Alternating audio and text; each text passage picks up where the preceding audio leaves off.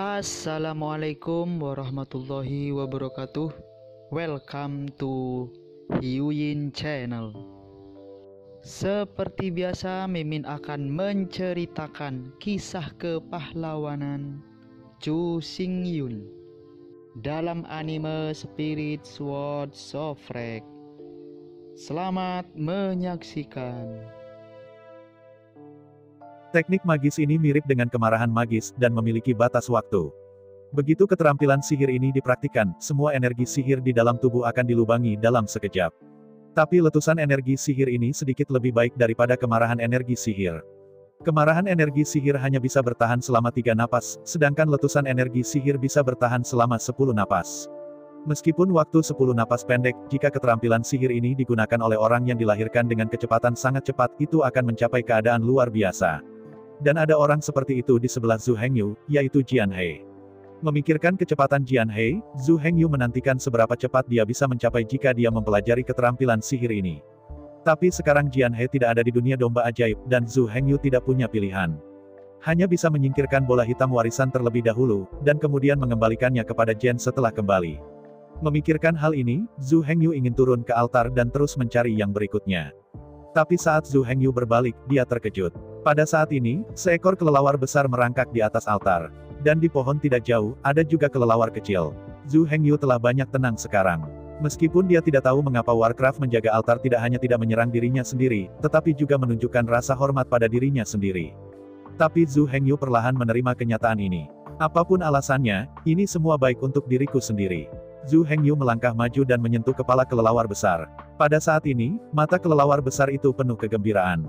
Setelah membelai sebentar, Zhu Hengyu berkata sambil tersenyum. Pergi segera, aku akan terus mencari altar warisan. Kelelawar besar mendengarkan kata-kata Zhu Hengyu dan menunjukkan tatapan enggan di matanya. Tapi kelelawar besar itu juga tahu pentingnya mewarisi altar untuk Zhu Hengyu. Akhirnya, kelelawar besar itu merentangkan sayapnya perlahan dan terbang menjauh dari altar. Setelah Zhu Hengyu melambaikan tangan ke kelelawar besar, ia juga mulai pergi ke jalan. Sebelum pergi, Zhu Hengyu masih harus membuat bubur Jiu Guo lagi.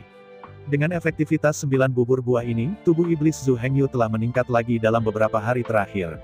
Sekarang Zhu Hengyu memiliki 14 segmen tubuh sihir. Namun, efek bubur Jiu Guo secara bertahap meningkat seiring tubuh sihir Zhu Hengyu membaik. Memulai semangkuk 9 bubur buah dapat mendukung Zhu Hengyu untuk mempertahankan keadaan aneh sepanjang hari. Sekarang semangkuk 9 bubur buah hanya bisa mendukung penampilan 3 atau 4 jam. Karena Zhu Hengyu memiliki banyak buah, dia dapat membuat bubur Jiu Guo sebanyak yang dia suka. Dengan cara ini, Zhu Hengyu dapat menjaga kecepatan latihannya pada tingkat yang tak terbayangkan. Zhu Hengyu tidak fokus pada kultivasi akhir-akhir ini, ia mencari kultivasi sambil mencari altar. Jika Zhu Hengyu dapat menemukan tempat dengan energi sihir yang kuat, dan kemudian ditambah dengan 9 bubur buah ini, dia pasti akan berlatih lebih cepat. Tapi ini hanya hal-hal yang perlu dipikirkan. Pertama-tama, ini adalah alam rahasia setan. Zhu Hengyu tidak terlalu mengenalnya. Mencari tempat dengan energi sihir yang sangat kuat adalah masalah. Kedua, meskipun penanaman setan sangat penting bagi Zhu Hengyu, sama pentingnya bagi Zhu Hengyu dengan menemukan altar warisan dan mendapatkan bola hitam yang diwariskan. Setelah akhirnya menimbang pro dan kontra, Zhu Hengyu tidak menemukan tempat terpencil untuk fokus berlatih tubuh sihir, tetapi malah mencari altar sambil berlatih tubuh sihir. Zhu Hengyu memakan bubur Jiu Guo, dan rasa nyaman yang akrab menyebar lagi ke seluruh tubuh Zhu Hengyu. Dia sekali lagi mulai dengan cepat melintasi hutan, mencari altar warisan. Kali ini Zhu Hengyu berjalan melewati hutan selama 3 hari. Dalam 3 hari ini, Zhu Hengyu tidak dapat menghitung berapa kali ia telah membuat bubur Jiu Guo. Meskipun konsumsinya tidak kecil, hasilnya juga bagus. Dalam 3 hari ini, Zhu Hengyu telah mengangkat monster lagi, dan telah mencapai tahap ke-15 monster. Namun sayangnya, dalam 3 hari ini, Zhu Hengyu hanya menemukan 3 altar warisan, dan semuanya sudah menjadi yang pertama naik. Zhu Hengyu tidak berkecil hati. Tidak ada puluhan juta orang di dunia domba ajaib ini, dan tentu saja tidak banyak altar warisan. Jadi perampokan sengit adalah hal yang normal. Pada saat ini, sudah ada banyak tembakan Zongmen untuk memperjuangkan warisan bola hitam, dan ada banyak kematian dan cedera. Zhu Hengyu saat ini lemah, tentu saja, dia tidak berani bertarung dengan orang lain. Dia hanya bisa menggunakan trik yang sama seperti orang-orang merah terakhir kali, atau dia bisa mendapatkan bola hitam sebelum orang lain. Memikirkan hal ini, Zhu Hengyu sekali lagi membuat sekitar 9 bubur buah. Pada tahap ke-15 tubuh setan, kebutuhan Zhu Hengyu untuk setan Qi dan Reiki belum pernah dialami sebelumnya. Sekarang efek Zhu Hengyu memakan semangkuk 9 bubur buah hanya bisa bertahan selama 2 jam. Zhu Hengyu harus mulai membuat lebih banyak bubur Jiu Guo, dia harus segera naik ke tingkat tubuh sihir. Zhu Hengyu telah membuat bubur Jiu Guo berulang kali hari ini, mengambil bubur Jiu Guo, mencari altar warisan. Pada hari ini, Zhu Hengyu akhirnya menemukan altar warisan lagi. Namun, altar warisan ini tidak sama dengan apa yang ditemukan Zhu Hengyu sebelumnya. Altar warisan ini lebih dari 2 kali lipat altar warisan yang dilihat Zhu Hengyu sebelumnya.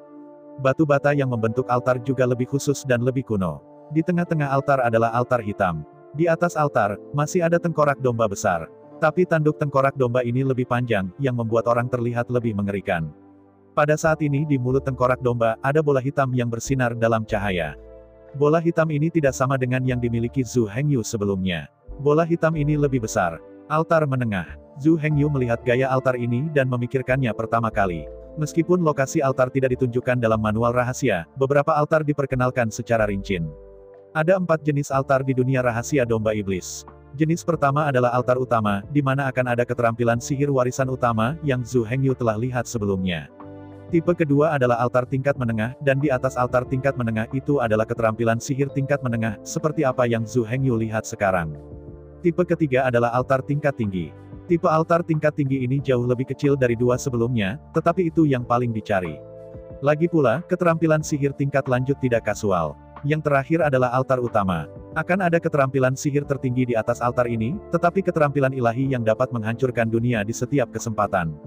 Tetapi altar utama hanya akan muncul setiap 10 tahun sekali. Tidak mungkin untuk mengatakan bahwa Zhu Hengyu tidak ingin mendapatkan keterampilan sulap utama dari altar utama, tetapi dengan kekuatan Zhu Hengyu sekarang, dan sendirian, adalah mimpi bodoh untuk berkompetisi untuk mendapatkan keterampilan sulap terbaik. Selain itu, Zhu Hengyu tidak tahu lokasi altar utama, tetapi juga tergantung pada keberuntungan. Zhu Hengyu menggelengkan kepalanya tidak lagi memikirkan hal-hal yang jauh itu. Pada saat ini, ada keterampilan sihir warisan menengah yang menunggunya, Zhu Hengyu ditinggalkan. Zhu Hengyu tidak tahu apakah akan ada bahaya di atas altar menengah ini, jadi dia berjalan hati-hati untuk mewarisi bola hitam. Tanpa diduga, Zhu Hengyu baru saja naik altar perantara ini, dan bayangan keluar dari hutan. Seperti sebelumnya, bayangan hitam ini tidak menyerang Zhu Hengyu, tetapi berhenti di depan Zhu Hengyu, memperlihatkan ekspresi bingung di wajahnya. Zhu Hengyu terkejut ketika dia melihat bayangan itu, tetapi dia lega melihat bayangan itu tidak menyerang. Pada saat ini, 1 orang dan 1 hewan saling memandang, dan Zhu Hengyu dapat melihat dengan jelas apa bayangan ini. Saya melihat objek ini, ditutupi dengan bulu merah dan abu-abu, dan tanduk besar di atas kepala. Sekilas, sangat tajam. Ternyata itu rusa Shika. Zhu Hengyu berpikir sendiri. Tapi rusa Shika ini tidak sederhana, otot-otot yang meledak membuat orang tahu bahwa itu tidak mudah dilihat. Rusa Shika ini, sebagai binatang penjaga yang sendirian menjaga altar, kekuatannya secara alami tidak bisa diremehkan.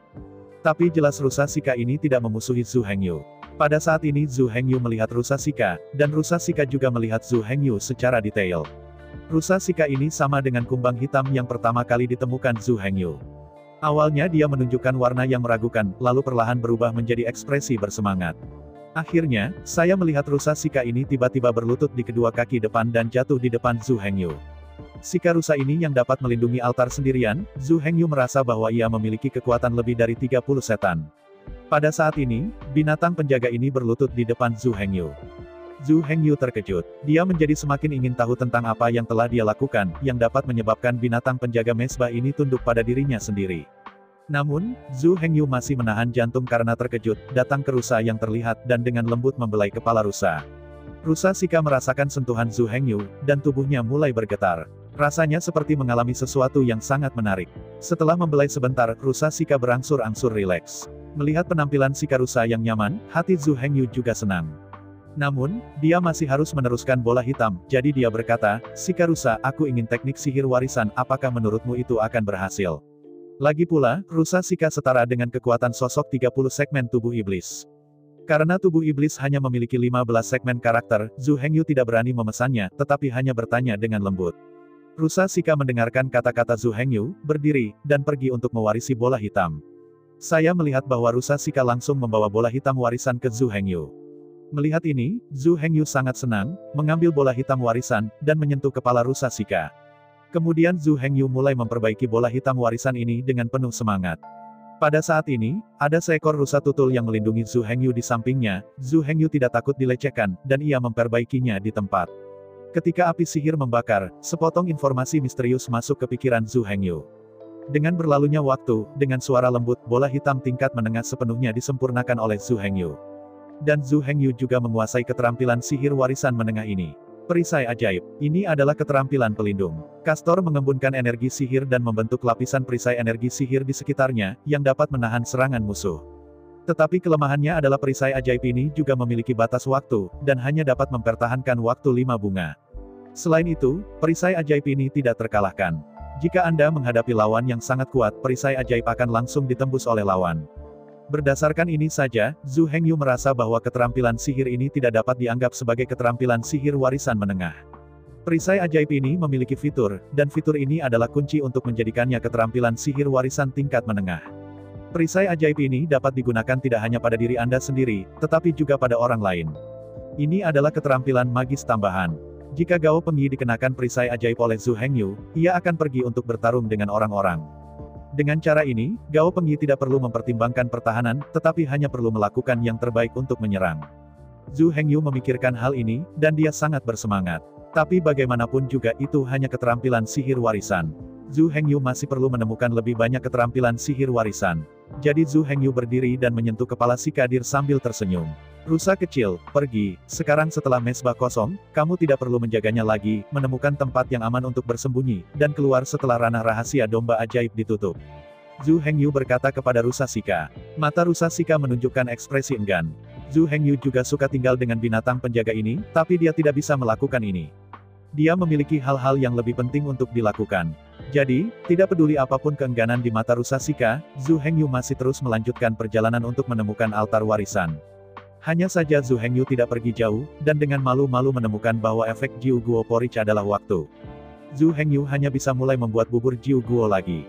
Sekarang Zhu Hengyu memiliki 16 setan, dan efek semangkuk 9 bubur buah hanya bisa bertahan selama 1 jam.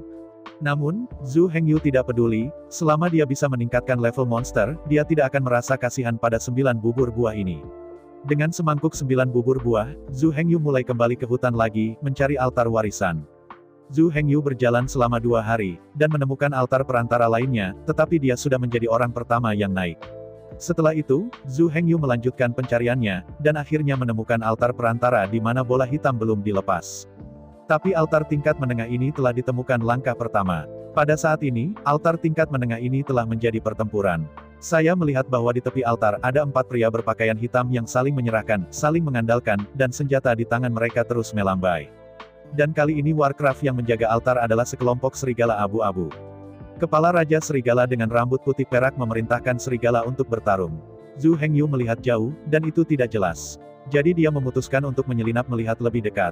Zhu Hengyu siap untuk mengambil keterampilan sihir warisan sementara orang-orang kulit hitam ini tidak siap, dan berbalik untuk berlari. Tapi ketika Zhu Hengyu mendekat, dia menghilangkan ide itu lagi. Karena 4 pria berpakaian hitam, yang dengan tingkat budidaya terendah juga merupakan bagian ke-25 dari tubuh iblis. Dan yang dengan tingkat kultivasi tertinggi telah mencapai tahap ke-30 dari tubuh sihir. Zhu Hengyu hanya memiliki 15 segmen tubuh iblis pada saat ini. Orang dengan tubuh iblis tertinggi 2 kali lebih tinggi dari Zhu Hengyu. Jika orang-orang ini masih sama dengan manusia merah sebelumnya, dengan hanya sedikit lebih dari 20 monster, Zhu Hengyu juga dapat mempertimbangkan untuk mengambil keuntungan dari kekacauan. Sekarang orang dengan kekuatan terendah di sini sangat kuat, belum lagi sosok 30 karakter tubuh iblis. Kali ini Zhu Hengyu tidak berani mengambil risiko lain. Jika saatnya tiba, mereka berempat marah karena mereka mengambil keterampilan sihir warisan. Belum lagi kehidupan Zhu Hengyu. Serigala-serigala ini pasti akan mati-matian terhalang. Dan karena kemarahan mereka, orang-orang berkulit hitam ini pasti akan melakukan beberapa keterampilan sihir untuk membunuh semua serigala abu-abu ini. Zhu Hengyu sekarang sangat menyukai altar penjaga Warcraft ini, dia tidak ingin menyebabkan seluruh paket serigala demi dirinya sendiri. Pada saat ini, baik serigala maupun pria hitam tidak putus asa. Kedua belah pihak hanya sedikit terluka. Zhu Hengyu mengamatinya sebentar, merasa bahwa dia benar-benar tidak punya kesempatan sama sekali, jadi dia berhenti menonton dan berbalik dan pergi. Dia akan menemukan altar berikutnya. Adapun altar ini, Zhu Hengyu memutuskan untuk menyerah karena terlalu banyak melibatkan dan terlalu berbahaya. Setelah meninggalkan Qingshan tidak takut membakar kayu, Zhu Hengyu memutuskan untuk terus mengeksplorasi. Memikirkan hal ini, Zhu Hengyu memakan bubur Jiu Guo lagi dan mulai mencari altar warisan dengan segenap kekuatannya. Zhu Hengyu kali ini sedikit kurang beruntung. Setelah 3 hari mencari, Zhu Hengyu hanya menemukan 2 altar. Bola hitam yang diwarisi dari kedua altar ini tidak diambil. Tapi semua orang berjuang. Bahkan ada altar tempat 2 tim bertarung. Sebagian besar dari orang-orang ini memiliki 30 monster segmen, dan sedikitnya 27. Di mana Zhu Hengyu adalah lawan, setelah melihatnya, dia hanya bisa berbalik dan pergi. Sekelompok orang yang memperjuangkan warisan bola hitam juga menemukan jejak Zhu Hengyu. Tetapi orang-orang ini tidak memperhatikan, karena kekuatan 16 iblis Zhu Hengyu tidak dapat menjadi ancaman di mata orang-orang ini. Zhu Hengyu berlari sepanjang jalan, mengabaikan karakter-karakter tingkat tinggi ini, dan terus mencari altar warisan. Saat mencari altar, Zhu Hengyu telah mengambil bubur Jiu Guo. Sehari kemudian, tubuh sihir Zhu Hengyu berhasil dinaikkan menjadi kekuatan ke-17. Tetapi untuk altar, Zhu Hengyu masih belum menemukan apapun. Meskipun Zhu Hengyu menemukan altar lain selama waktu ini, altar di atas altar itu kosong, dan bola hitam warisan jelas diambil. Zhu Hengyu mengerutkan kening, sedikit tertekan. Zhu Hengyu tentu tahu betapa sengitnya pertempuran ini untuk altar warisan. Tetapi saya tidak pernah berpikir itu akan menjadi begitu intens. Setengah bulan setelah memasuki ranah rahasia domba iblis, sebagian besar altar warisan ditemukan. Namun, Zhu Hengyu tidak berkecil hati, dengan mengambil Jiu Guo Porridge, ia mampu mempertahankan kondisi berlari dengan kecepatan penuh sepanjang hari. Ini keuntungannya. Zhu Hengyu percaya bahwa selama dia dapat menunjukkan kelebihannya lebih banyak, dia akan dapat menemukan lebih banyak altar. Seperti kata pepatah, Kung Fu tidak memperhatikan. Pada hari ini, Zhu Hengyu sedang berjalan melalui hutan dan tiba-tiba mendengar suara keras. Zhu Hengyu dengan cepat menghentikan tubuhnya dan mendengarkan dengan tenang. Hanya saja dia tidak bisa mendengar apa yang dikatakan suara itu, tetapi dia bisa secara samar membedakan lokasi suara itu. Zhu Hengyu mengikuti suara itu dan mulai bergerak maju. Semakin jauh Anda pergi, semakin Anda merasa basah dan berkerut secara tidak normal. Segera, Zhu Hengyu melihat rawa yang sangat besar. Di tengah-tengah rawa adalah altar kuno. Pada saat ini di tepi rawa, beberapa orang berdiri di sana berbicara dengan keras. Zhu Hengyu menguping di rumput tidak jauh. "Tan tua, bagaimana menurutmu?" Seorang lelaki bengkak memandang lelaki parubaya yang gemuk dengan suara kasar. Dan orang lain bernama Lao Tan, mengerutkan kening, tampaknya memikirkan cara-cara. Selain 2 orang ini, ada 4 orang, 3 pria dan 1 wanita, semuanya anak muda. Pada titik ini semua orang memandang Lao Tan yang mengerutkan kening. Jelas Tan tua ini adalah pemimpin tim ini. Tapi Lao Tan selalu cemberut dan tidak berbicara. Orang-orang muda di sekitar tidak bisa menahannya. Saya melihat seorang pria muda kurus seperti monyet, dan berkata pertama, "Coba kulihat, lebih baik menyerang langsung, dan bergegas sampai akhir." "Bagaimana? Kamu tidak tahu ada buaya di rawa ini?" Zhu Hengyu mendengar buaya dan dengan cepat melihat ke rawa. Sebelumnya, karena buaya ini tersembunyi dengan baik, Zhu Hengyu tidak menemukannya. Sekarang Zhu Hengyu melihat dari dekat dan seluruh kolam ditutupi dengan buaya. "Pria yang baik." Zhu Hengyu menarik napas dalam hatinya. "Lalu apa yang harus kamu lakukan?" Monyet muda kurus bertanya. Mereka yang membantah juga tidak punya pilihan selain diam. "Berhentilah bicara jika kamu tidak bisa menahannya." Monyet kurus itu mencibir ketika dia melihat bahwa tidak ada jalan bagi pemuda lain. "Pokoknya, metodemu pasti tidak akan berhasil." Tetapi orang-orang muda itu tidak yakin dan masih bersikeras pada pandangan mereka sendiri. "Kamu," monyet kurus itu akan marah, tetapi dihentikan oleh Lao Tan. "Oke, jangan bertengkar," kata Lao Tan mencibir. Tetapi monyet kurus muda masih belum yakin.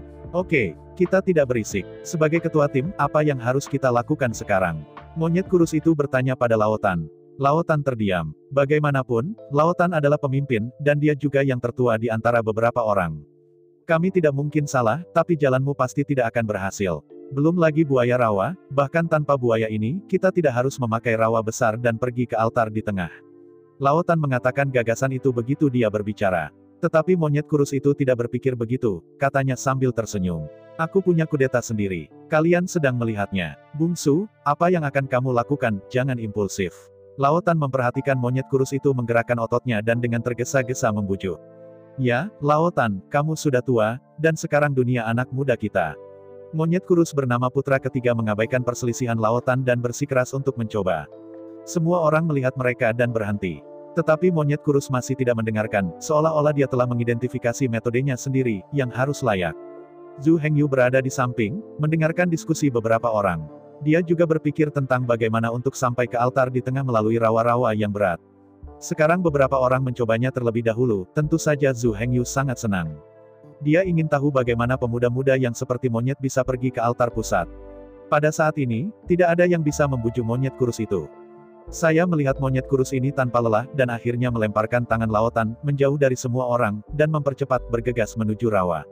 Melihat monyet kurus akhirnya beraksi, Zhu Hengyu menjadi tenang dan bersiap untuk melihat bagaimana atasan akan pergi ke altar di tengah. Monyet kurus adalah kaki tinggi dan panjang, dan sangat tipis, jadi monyet kurus ini juga yang paling ringan di antara pejalan kaki. Pada saat ini monyet kurus melompat. Saya melihat bahwa tubuh monyet kurus itu membentang di udara, tetapi sayang sekali monyet kurus itu laki-laki, dan jika itu anak perempuan itu juga cantik. Namun, dalam adegan berikutnya, semua orang yang hadir menyebutkan suaranya. Saya melihat pemuda kurus seperti monyet yang menginjak langsung kepala buaya di luar rawa. Melihat ini, mata Zhu Hengyu cerah seketika. Cara yang bagus, Zhu Hengyu berseru dalam hatinya. Tapi cara baik yang dipuji Zhu Hengyu ini sebenarnya hanya untuk dirinya sendiri. Karena Zhu Hengyu mengharapkan hasil selanjutnya dari monyet kurus. Hasilnya tidak seperti yang diharapkan oleh Zhu Hengyu. Pria muda seperti monyet kurus hanya menginjak kepala buaya 2 kali. Ketika dia melangkah di langkah ketiga, siap melangkah di kepala buaya ketiga. Saya melihat bahwa buaya tiba-tiba pecah, membuka mulutnya lebar-lebar, dan langsung pergi ke monyet kurus. Pada saat ini, monyet kurus itu ada di udara, dan tidak ada kemungkinan menghindar. Monyet kurus itu benar-benar tercabik oleh mulut besar cekungan darah buaya di udara. Anak ketiga, kerumunan di rawa berteriak pada monyet kurus. Hanya saja semuanya sia-sia. Pria muda seperti monyet kurus membayar harga hidup mereka untuk dorongan hati mereka. Melihat monyet kurus itu terbelah hidup-hidup, semua orang secara emosional turun ke bawah. Satu-satunya gadis di kerumunan sudah mulai menangis. Zhu Hengyu bersembunyi, mengerutkan kening ketika dia melihat adegan kejam ini. Tapi Zhu Hengyu tidak terlalu peduli, dan tidak ada banyak simpati untuk pemuda itu seperti monyet kurus. Tampaknya putus asa oleh teman-temannya, dia masih bersikeras. Hanya bisa dikatakan bahwa kejahatan surga masih bisa hidup, tetapi kejahatan diri tidak bisa hidup. Jika Anda bersikeras menemukan kematian, Anda tidak bisa menyalahkan orang lain. Namun, kematian monyet kurus ini tidak sedikit sia-sia, setidaknya Zhu Hengyu muncul dengan jalan melalui rawa. Kemudian Zhu Hengyu mengabaikan sekelompok orang yang menangis dan memukul kaki mereka. Tapi perlahan dan diam-diam datang ke arah yang berlawanan dengan sekelompok orang. Zhu Hengyu tidak ingin ditemukan oleh sekelompok orang ini setelah memasuki rawa. Jika Zhu Hengyu ditemukan sangat awal, bahkan jika Zhu Hengyu akhirnya meraih keterampilan sihir warisan, ia akan diblokir oleh sekelompok orang ini.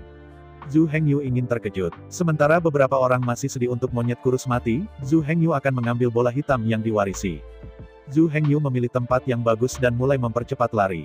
Saya melihat Zhu Hengyu juga belajar untuk bersandar seperti monyet, melompat tinggi, dan kemudian menginjak kepala buaya. Metode yang diadopsi oleh Zhu Hengyu persis sama dengan monyet kurus. Namun, monyet kurus akan ditelan oleh buaya, tetapi Zhu Hengyu tidak mau. Setelah menjelajahi waktu ini, Zhu Hengyu telah menemukan bahwa binatang penjaga dari altar ini tidak tahu alasannya dan tidak akan menyerangnya. Ini telah menjadi dasar penting bagi Zhu Hengyu. Jika Zhu Hengyu tidak bergantung pada lapisan ini, ia akan berani pergi ke altar menengah ini untuk merebutnya. Sebagian besar binatang penjaga dari altar tingkat menengah ini sekitar 25 buah Warcraft dan Zhu Hengyu bukan lawan mereka sama sekali. Tapi sekarang tidak ada masalah. Meskipun Zhu Hengyu tidak tahu alasannya, dia pasti tidak akan menyia-nyiakan kesempatan yang diberikan oleh Tuhan ini. Karena itu, Zhu Hengyu dengan panik mencari altar. Pada saat ini, Zhu Hengyu, yang menginjak kepala buaya di rawa, ringan, dan setiap langkah lompatan, gerakan peregangan itu seperti kupu-kupu terbang di bunga-bunga. Dan buaya-buaya di rawa ini ingin memakan lelaki tak dikenal ini yang berani bergerak pada Tai Sui. Tepat ketika buaya-buaya ini ingin menggigit Zhu Hengyu, mereka berhenti menyerang satu demi satu, dan menatap Zhu Hengyu dengan semangat, membiarkan Zhu Hengyu menginjak kepalanya. Ketika Zhu Hengyu melompat-lompat di antara rawa-rawa, dia menarik lebih banyak buaya. Buaya-buaya ini berdekatan, dan telah menggunakan kepala mereka untuk menjahit jalan bagi Zhu Hengyu. Hanya saja Zhu Hengyu tidak ingin menginjak kepala buaya ini, jadi dia masih menginjak kepala buaya setiap kali dia melompat jauh.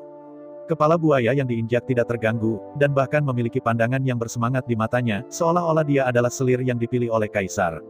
Ketika buaya di rawa muncul tren baru satu demi satu, kelompok orang yang masih sentimental dan mati di sana juga menemukan anomali. Lautan, apa pendapatmu tentang buaya-buaya ini? Pria muda yang menyangkal monyet kurus itu pertama kali menemukan perilaku abnormal buaya dan berkata kepada lautan dengan cepat. Ketika pemuda itu berkata begitu, orang banyak berhenti menangis dan memandangi buaya di rawa. Semua orang juga tertarik dengan perilaku aneh buaya-buaya ini. Pada saat itu, hanya gadis itu yang masih terisak-isak sedikit, dan sisanya untuk sementara melupakan kematian monyet kurus itu. Kamu lihat buaya ini sepertinya sudah berkumpul di satu tempat lagi. Lao Tan mengamati sebentar dan berkata lebih dulu. Semua orang mendengarkan, dan melihat dengan cermat, seperti yang diharapkan, seperti kata Lao Tan. Tunggu apa lagi, ayo pergi dan lihatlah. Ucap pria gendut dengan sosok gendut, dengan suara kasar. Bagus, ayo pergi. Lao Tan mengangguk dan mulai mengikuti pergerakan buaya-buaya ini di sepanjang tepi rawa.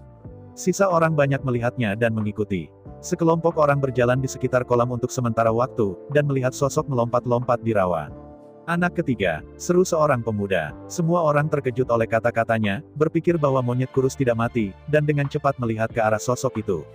Hanya saja semua orang melihat lebih dekat dan menyadari bahwa orang ini bukan monyet kurus. Zhu Hengyu kini telah melompat ke tengah rawa. Dia juga menemukan bahwa beberapa orang di pantai telah menemukannya dan datang. Tapi Zhu Hengyu tidak terburu-buru, masih menari ringan di rawa seperti menari. Lao Tan tertegun. Kenapa dia bisa melakukannya? Gadis itu menutup mulutnya dan berkata dengan tak percaya. Apakah ada pola tertentu di sini? Lao Tan memimpin untuk memulihkan ketenangannya, mengerutkan kening pada sosok Zhu Hengyu dan berpikir. Haruskah kita mencoba belajar darinya? Pemuda lain memandang sosok Zhu Hengyu dan berkata dengan iri. Tidak, putra ketiga hanyalah pelajaran, aku tidak bisa membiarkanmu terlibat dalam bahaya sesuka hati. Lao Tan berbicara dan berhenti dengan tajam. Sekelompok orang kehilangan sengatan monyet kurus, tetapi tidak ada yang akan menentang pendapat Lao Tan. Semua orang mendengarkan kata-kata Lao Tan, dan mereka semua diam. Lagi pula, pemandangan monyet kurus yang terkoyak buaya masih jelas. Siapa pria ini? Bagaimana dia melakukannya tanpa digigit buaya? Kerumunan terdiam untuk sementara waktu, pria gemuk itu berkata dengan suara kasar. Siapa yang tahu? Seorang pria muda berkata dengan acuh. Tidak, kamu tahu, bagaimana buaya ini tampaknya membuka jalan untuk anak itu. Seru Lao Tan setelah dengan hati-hati memperhatikan pergerakan buaya. Setelah mendengarkan kata-kata Lao Tan, semua orang memandang posisi Zhu Hengyu dengan hati-hati. Saya melihat barisan kepala buaya berhenti di rawa, itu membuka jalan bagi Zhu Hengyu. Pada saat ini, jika orang-orang ini dapat mengamati dari jarak dekat, mereka juga akan menemukan kegembiraan di mata buaya ini. Hanya saja mereka tidak berani pergi, jadi mereka tidak menyadarinya. Apakah dia anak buaya yang tidak sah? Pria gendut itu berkata dengan tidak percaya, menatap Zhu Hengyu. Mustahil. Lao Tan mendengar kata-kata pria gendut itu, tetapi menggelengkan kepalanya sebelum melanjutkan. Kurasa seharusnya ada sesuatu di tubuhnya yang akan menarik buaya ini dan bahkan mengendalikan mereka. Apa? Semua orang terkejut. Apa yang harus saya lakukan? Apakah kita hanya menyaksikan warisan di altar diambil oleh anak itu? Pria gemuk itu berkata dengan gelisah, menggertakkan giginya. Ini adalah altar perantara. Pria gemuk menekankan. Tapi kali ini Lao Tan tidak panik, menggelengkan kepalanya, lalu hehe berkata sambil tersenyum. Anda dapat yakin bahwa kami memiliki 5 orang dan dia sendirian. Selama kita memblokir jalan keluar dari pantai, bukankah itu belum menangkap kura-kura di dalam guci? Setelah Tan selesai berbicara, dia menatap Zhu Hengyu dengan penuh percaya diri, yang akan mendekati altar. Bagaimana jika dia ingin semua batu giok terbakar atau hanya tinggal di altar dan tidak bisa keluar? Gadis itu berpikir dengan hati-hati dan menemukan celah dan bertanya pada Lao Tan. Tidak apa-apa, jika dia benar-benar ingin membakar batu giok dan batu giok, yang terendah yang kita miliki juga memiliki 19 setan. Melihat kembali pada anak itu, hanya ada 17 iblis, bagaimana kamu bisa melawan kami? Sedangkan untuk tinggal di altar itu bahkan lebih sederhana. Dia punya waktu untuk makan di altar, dan kita juga memilikinya. Pada saat itu, kita akan menemukan cara untuk pergi ke altar dan membunuh bocah itu secara langsung. Lao Tan menjelaskan sambil tersenyum. Ketika semua orang mendengarnya, mereka mengangguk satu demi satu dan berpikir rencananya layak. Dengan cara ini, semua orang tidak lagi khawatir, tetapi menatap Zhu Hengyu satu demi satu. Pada saat ini Zhu Hengyu tidak ragu dengan kematian di mata mereka.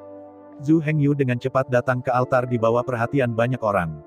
Zhu Hengyu tidak lagi panik ketika dia melihat ke pantai, mengetahui bahwa mereka pasti ingin memblokir orang-orang di pantai. Tapi Zhu Hengyu tidak peduli lagi. Setelah mencapai altar, dia langsung menuju ke altar. Saya melihat 4 kata yang tertulis di altar, keajaiban dapat berdamai. Rekonsiliasi energi sihir, pewarisan menengah dari keterampilan sihir, pengguna memobilisasi energi sihir untuk menyembuhkan luka untuk diri mereka sendiri atau orang lain. Keterampilan sihir penyembuhan. Hati Zhu Hengyu penuh kejutan. Anda tahu, di antara iblis, hanya percaya pada konsep menghormati yang kuat. Jadi sebagian besar keterampilan sihir dalam iblis adalah keterampilan sihir serangan dan keterampilan sihir serangan tambahan. Keterampilan sihir dari sistem penyembuhan murni menyedihkan dalam sistem sihir dari seluruh Dimenrace. Inilah sebabnya mengapa keterampilan sihir ini tanpa kekuatan serangan akan terdaftar sebagai keterampilan sihir menengah. Zhu Hengyu sangat senang, keterampilan ini tepat untuk gadis kecil itu. Karena Zhu Xiaomei memiliki keterampilan ini, bahkan jika Anda terluka Anda dapat memperbaikinya sendiri, jadi Zhu Hengyu akan merasa lega.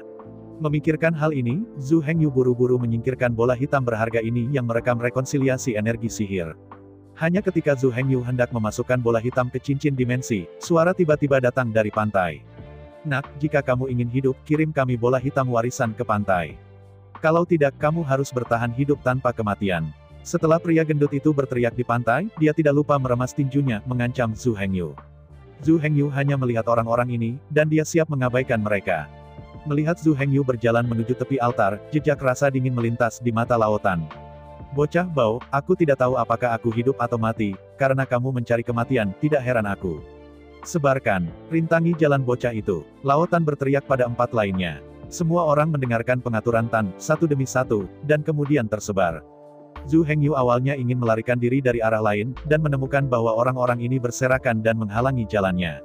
Melihat pergerakan orang-orang ini, Zhu Hengyu sedikit mengernyit. Karena Anda memohon kematian Anda sendiri, Anda akan menyalahkan saya. Zhu Hengyu kesal di hatinya, tidak memilih arah melarikan diri, dan diarahkan pada Tan tua yang mengarahkan kerumunan. Zhu Hengyu telah lama menemukan bahwa pria parubaya ini adalah komandan kelompok orang ini. Dan rencana untuk memblokir Zhu Hengyu pasti muncul dengan pria parubaya ini.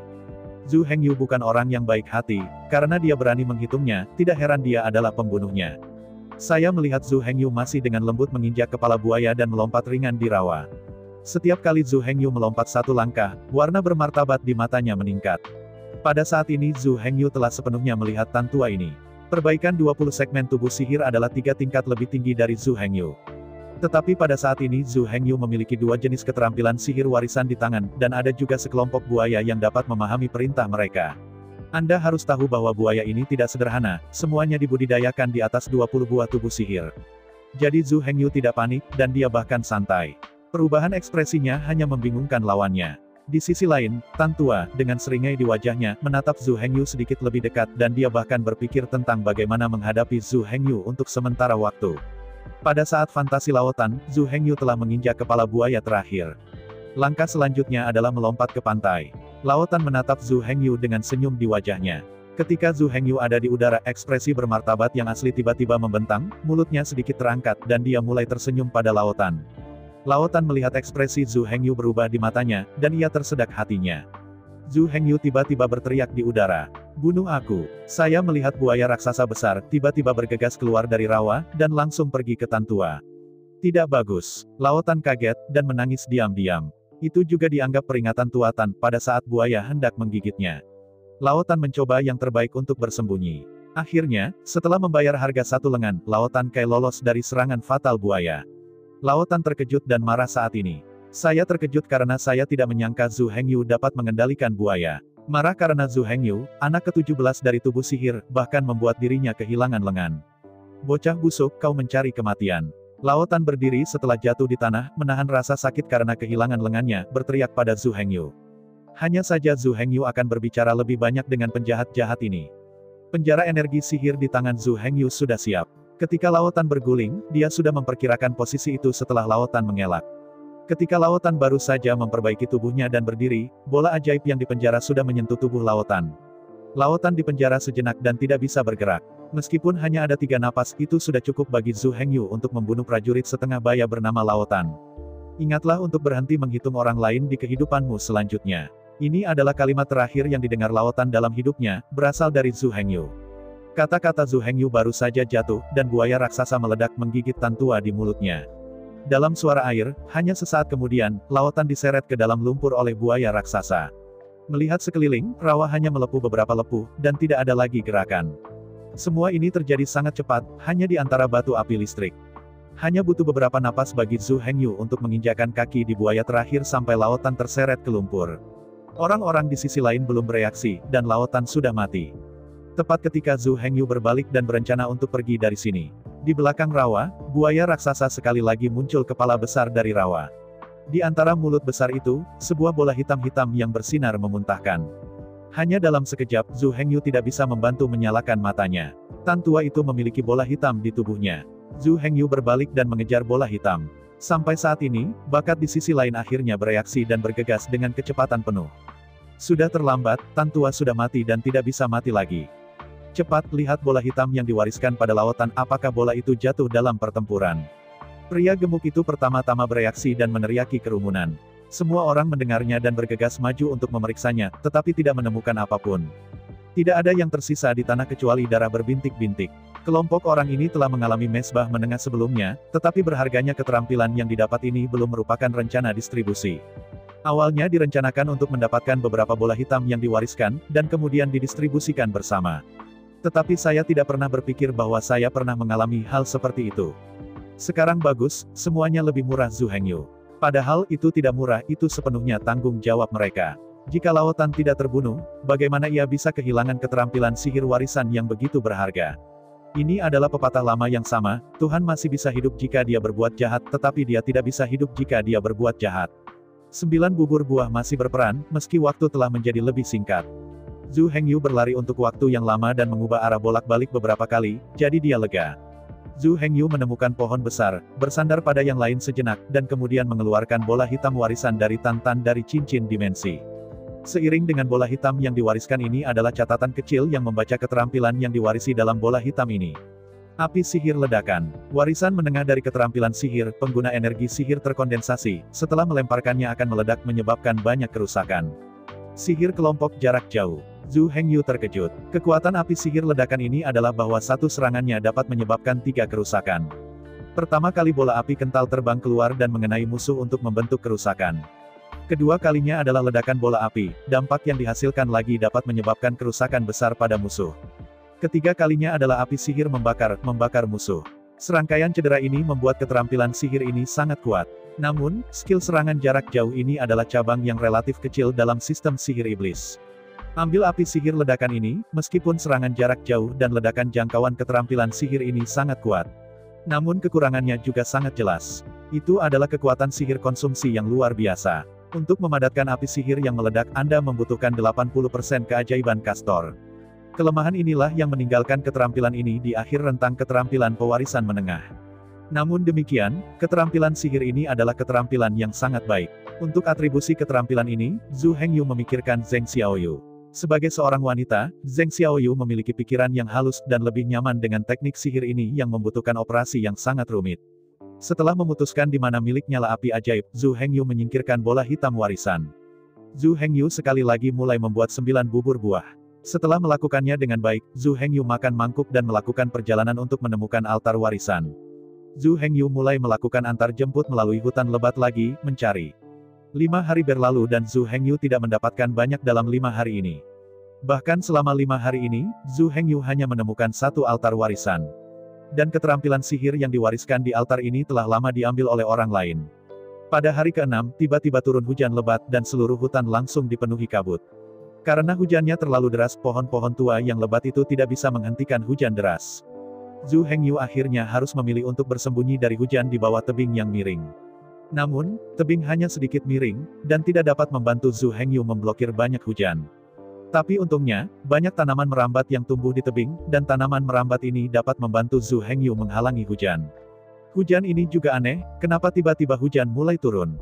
Zhu Hengyu melihat hujan yang turun dan melihat pakaiannya yang basah kuyup dan berkata dengan samar. Zhu Hengyu sebenarnya tidak takut dengan hujan deras ini, tidak peduli seberapa berat hujannya, itu tidak agresif.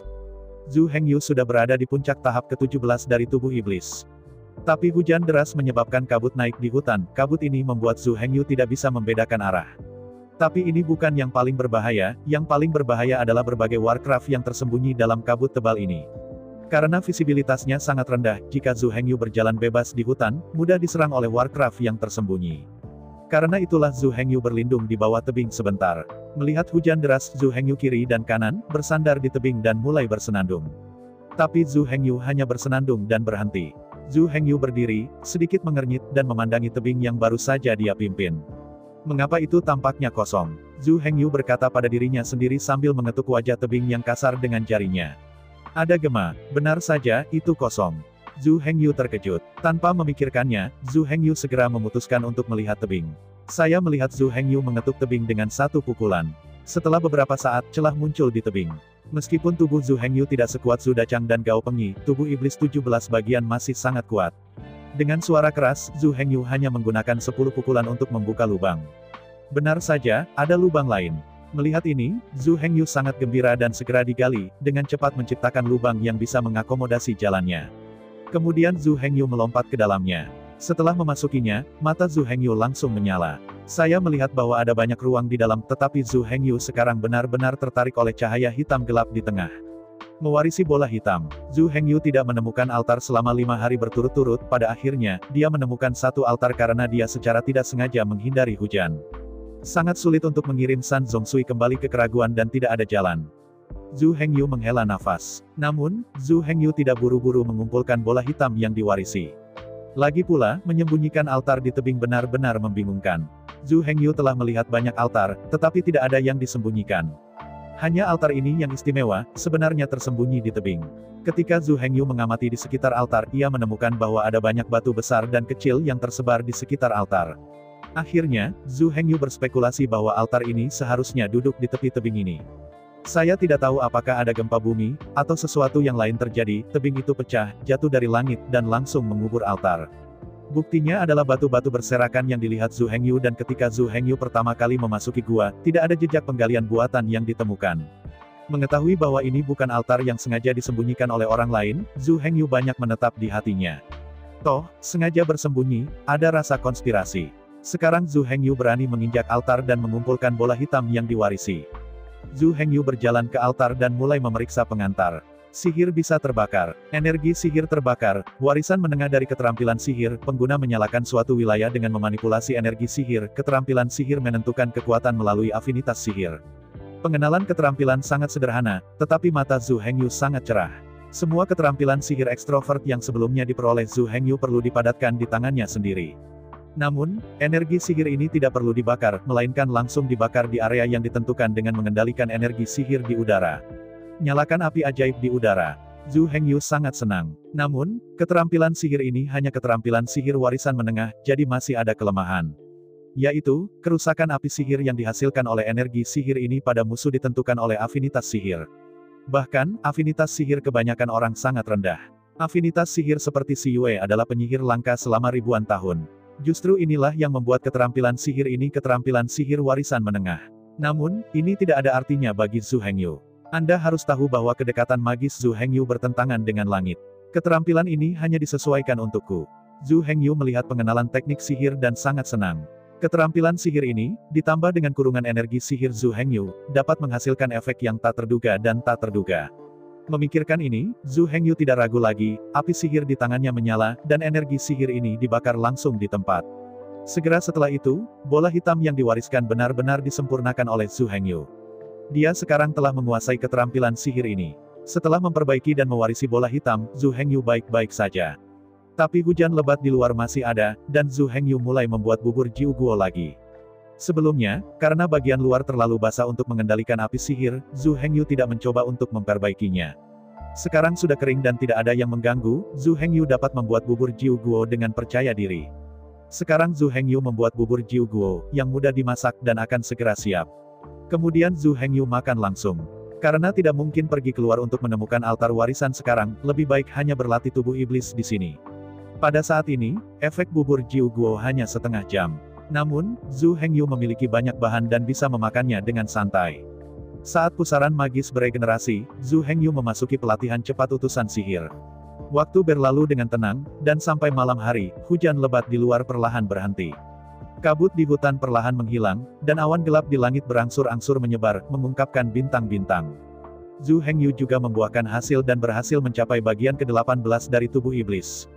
Melihat hujan lebat di luar telah berhenti, Zhu Hengyu tidak lagi tertunda, dan setelah merasakan keadaan 18 iblis untuk sementara waktu, ia berangkat lagi dan memulai jalan untuk menemukan altar warisan. Di dunia misterius domba iblis ini, jika Anda ingin mendapatkan lebih banyak warisan daripada yang lain, keberuntungan ada di satu sisi, tanpa membuang waktu sedikit, pencarian keras juga sangat penting. Zhu Hengyu sekarang memiliki 7 keterampilan sihir warisan, kecuali yang pertama, yang secara tidak sengaja diperoleh, sisanya diperoleh melalui kerja keras Zhu Hengyu. Jadi setelah berlatih ke tingkat 18 tubuh iblis, Zhu Hengyu menemukan bahwa hujan lebat telah berhenti, dan segera berjalan keluar dari gua. Setelah Zhu Hengyu melayani Jiu Guo Porridge, ia mulai berlari lagi dengan sekuat tenaga, berubah menjadi bayangan gelap di hutan malam. Saya ucapkan banyak terima kasih kepada teman-teman yang telah menonton video yang saya tampilkan. Untuk video selanjutnya bisa standby di channel ini. Terima kasih.